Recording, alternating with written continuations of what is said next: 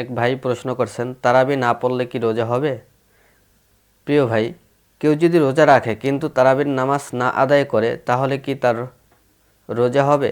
আর যারা তারাবি 10 রাকাত বা 8 রাকাত নামাজ পড়ে উঠে চলে যায়, তার তারাবি হবে? প্রিয় ভাই, এই প্রশ্নের উত্তর হলো আল্লাহ তাআলা রমজানের দিনের বেলায় আমাদের জন্য রোজা রাখা ফরজ করে দিয়েছেন। আল্লাহ তাআলা বলেছেন, হে ঈমানদারগণ, তোমাদের উপর রোজা ফরজ করা হয়েছে যেরূপ ফরজ করা হয়েছিল তোমাদের পূর্ববর্তীদের উপর, যেন তোমরা তাকওয়া অর্জন করতে পারো। সূরা বাকারা আয়াত নাম্বার 183। আল্লাহ তাআলা সূরা বাকারার এই আয়াতে সুস্পষ্টভাবে বলে দিয়েছেন, যদি তুমি প্রাপ্তবয়স্ক হও এবং যদি তোমার কোনো রোগ না থাকে, তুমি যদি সুস্থ সবল একজন ব্যক্তি থাকো, তাহলে তোমাকে অবশ্যই রমজান মাসের রোজা আদায় করতে হবে। সুবহে সাদিক থেকে সূর্যাস্ত পর্যন্ত নিয়ত করে পানাহার ও যৌনাচার ত্যাগ করতে হবে। এটিই হচ্ছে রোজা বা সিয়াম।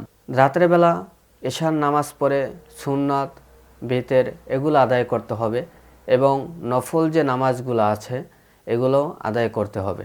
যদি একান্ত সমস্যা থাকে সেই বিষয়টা আলাদা। যদি সমস্যা না থাকে, সুন্নাত নফল যে নামাজগুলো আছে সেগুলো আদায় করতে হবে।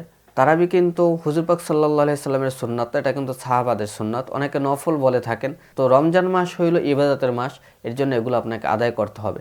এই যে 2 রাকাত, 8 রাকাত, 10 রাকাত, এটা কিন্তু কোনো ফ্যাক্ট না। 20 রাকাত এটা কোনো ফ্যাক্ট না। আপনাকে তারাবি নামাজ আদায় করতে হবে। রমজান মাস ইবাদতের মাস।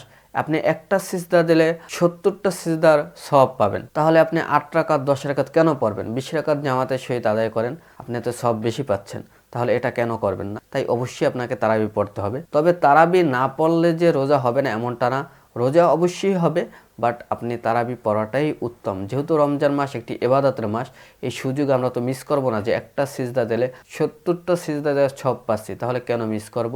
আমাদেরকে অবশ্যই তারাবি নামাজ আদায় করতে হবে।